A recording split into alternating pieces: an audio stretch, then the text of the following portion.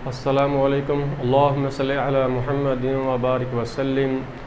जी students, कैसे हैं आप? Lesson bye Ali Akbar school की तरफ से आपकी खिदमत में हाज़िर हूँ। आज हम 10th मैथमेटिक्स की एक्सरसाइज 1.1 का क्वेश्चन नंबर 2 सॉल्व करेंगे, जिसमें हम क्वाड्रेटिक इक्वेशंस को हल करेंगे by using factorisation method. Urdu में हम इसको कहते हैं हल बज़रिया तजज़ी, और इंग्लिश मीडियम में हम इसे कहते हैं factorisation method, solution of quadratic equation by factorisation method.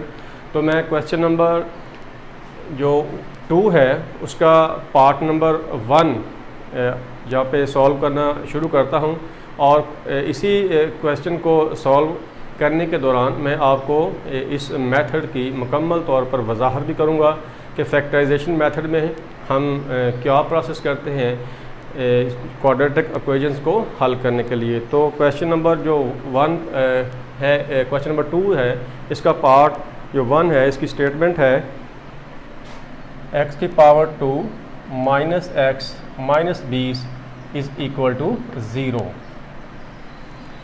तो ये आपके सामने क्वाड्रेटिक इक्वेशन लिखी गई है, इसको हमने फैक्टराइजेशन मेथड के ज़रिए सॉल्व करना है।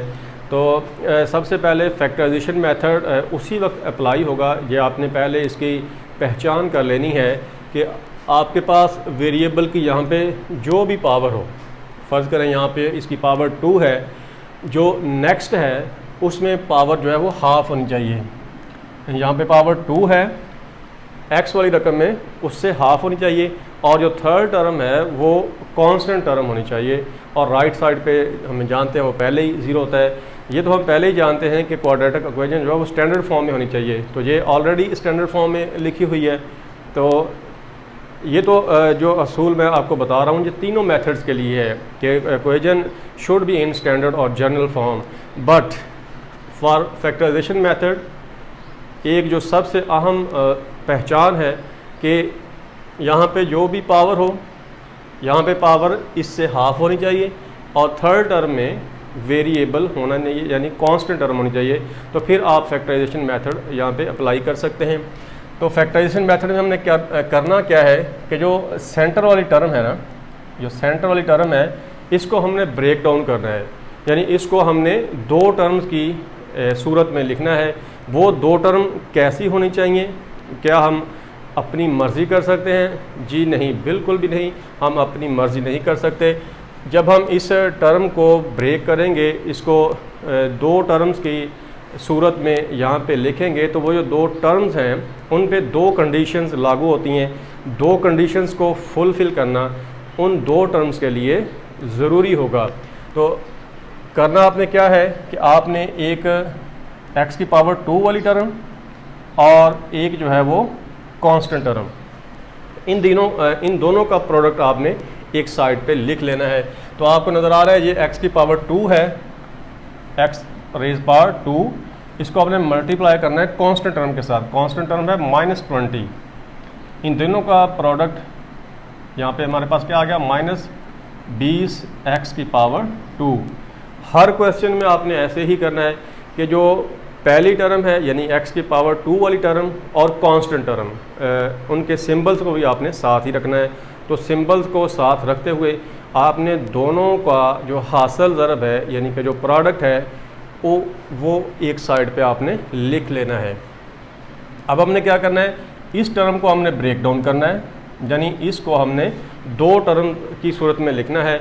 वो जो 2 टर्म आएंगी, पहली कंडीशन क्या है कि उन 2 टर्म्स का प्रोडक्ट वो ही होना चाहिए जो ये साइड वाली टर्म्स का प्रोडक्ट है। यानी इसको ब्रेक डाउन करके हम जो 2 टर्म बनाएंगे उनका प्रोडक्ट और ये साइड वाली जो टर्म का प्रोडक्ट जो हमने यहाँ पे लिखा है, ये प्रोडक्ट, ये दोनों प्रोडक्ट आपस में बराबर होने चाहिए।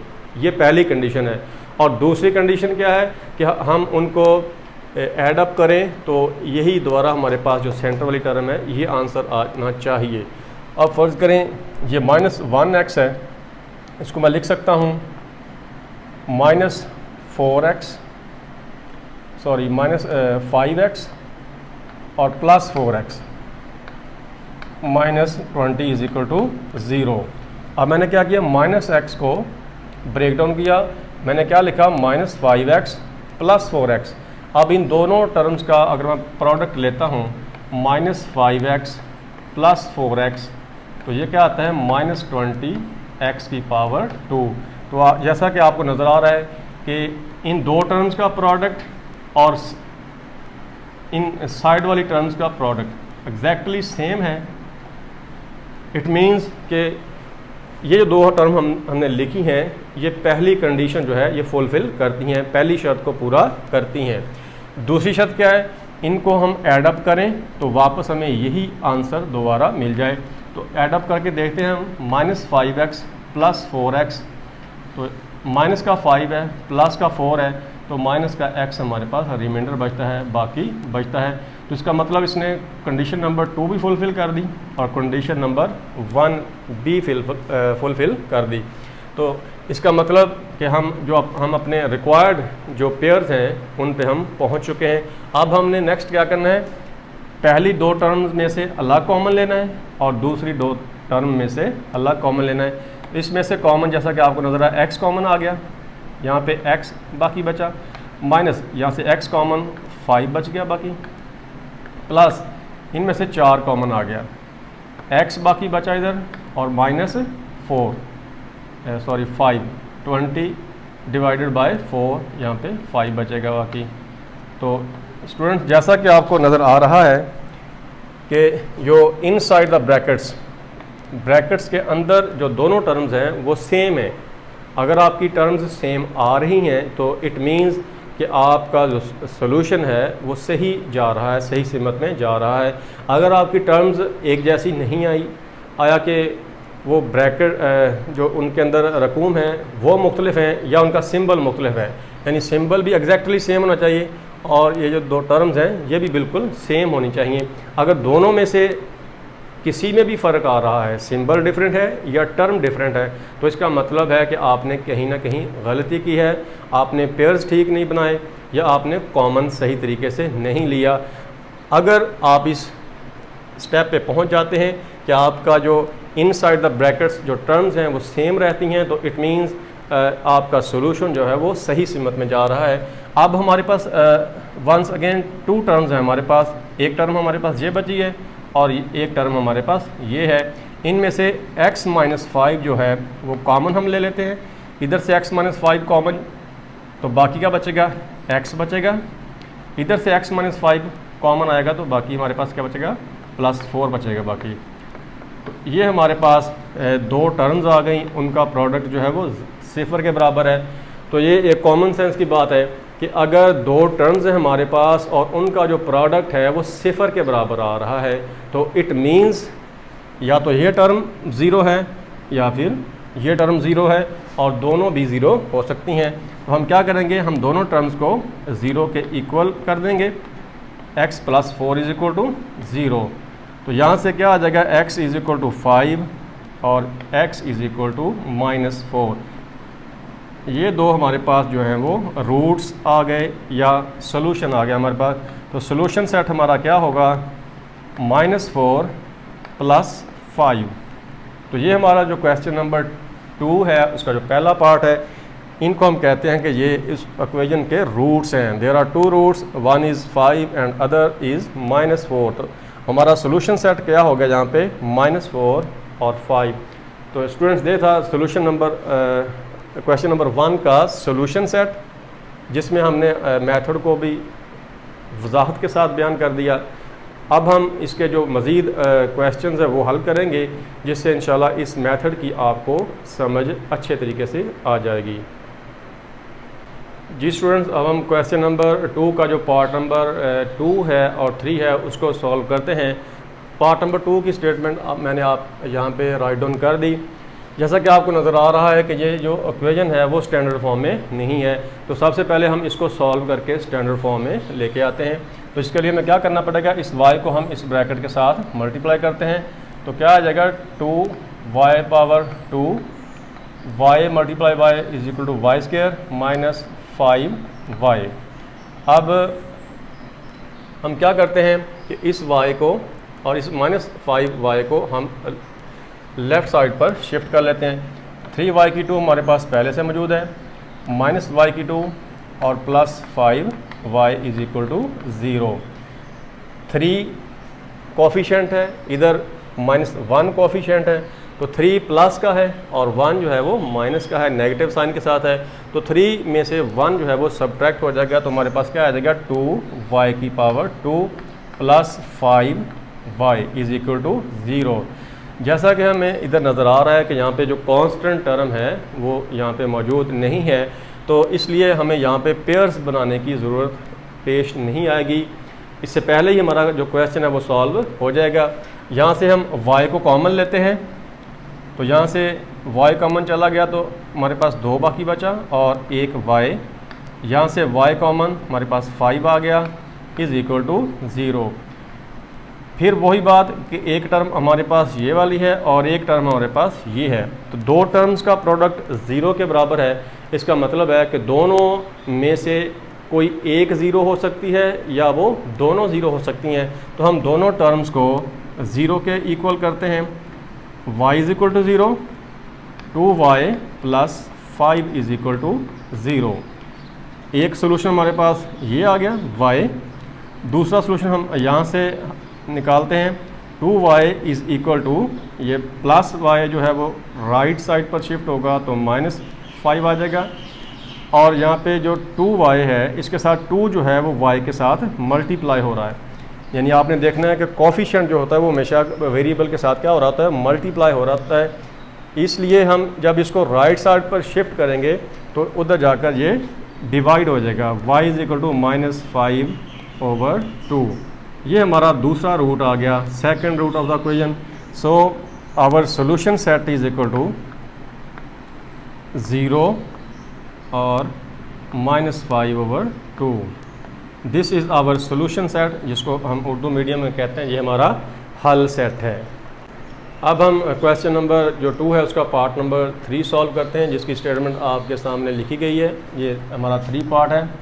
तो ये भी क्वेश्चन जो है वो स्टैंडर्ड फॉर्म में नहीं है, थोड़ी सी हमें इसके ऑर्डर जो है इसको चेंज करना पड़ेगा, तो ये जो क्वेश्चन है वो स्टैंडर्ड फॉर्म में आ जाएगी। तो हम क्या करते हैं, इस टर्म को राइट साइड पर ले जाते हैं। तो 17x की पावर 2 ये पहले से राइट साइड पर है, ये -32 जो है ये इधर आकर प्लस का 32 हो जाएगा, और +4 जो है इधर आकर -4 हो जाएगा, और इधर साइड पर 0 बाकी बचेगा। अब हमें क्या करना है, इस सारी की सारी राइट साइड को हम लेफ़्ट साइड पर शिफ्ट कर देंगे और लेफ़्ट साइड को राइट साइड पर शिफ्ट कर देंगे। तो ऐसा करने से इक्वेशन में कोई भी चेंज नहीं आएगी, कोई सिंबल चेंज नहीं होगा। तो क्या होगा, 17x की power 2 plus 32x -4 is equal to 0। तो यहाँ पे मैंने आपको बताया था पावर 2 है, यहाँ पे पावर 1 है। 1 जो है वो 2 का हाफ है और आखिरी टर्म जो है वो कांस्टेंट टर्म है। तो अगर ये पहचान किसी क्वेश्चन में मौजूद है कि पहले जितनी पावर है बाद में उससे हाफ पावर है, और थर्ड टर्म में जो है वो वेरिएबल मौजूद नहीं है, वो कांस्टेंट टर्म है, तो इस पे हम फैक्टराइजेशन मेथड अप्लाई कर सकते हैं। उसमें हमने करना क्या है कि हमने जो साइड वाली टर्म्स हैं इनको मल्टीप्लाई करना है, और आप रफ यानी कि एक साइड पे राइट डाउन कर लें इसको। तो 17x की पावर 2 ये पॉजिटिव साइन के साथ है, मल्टीप्लाई बाय -4, तो ये हमारे पास आएगा -68 x की पावर 2, -68 x की पावर 2। अब हम इस टर्म को ब्रेक डाउन करेंगे 32 को, इसको हम 2 टर्म्स की सूरत में लिखेंगे।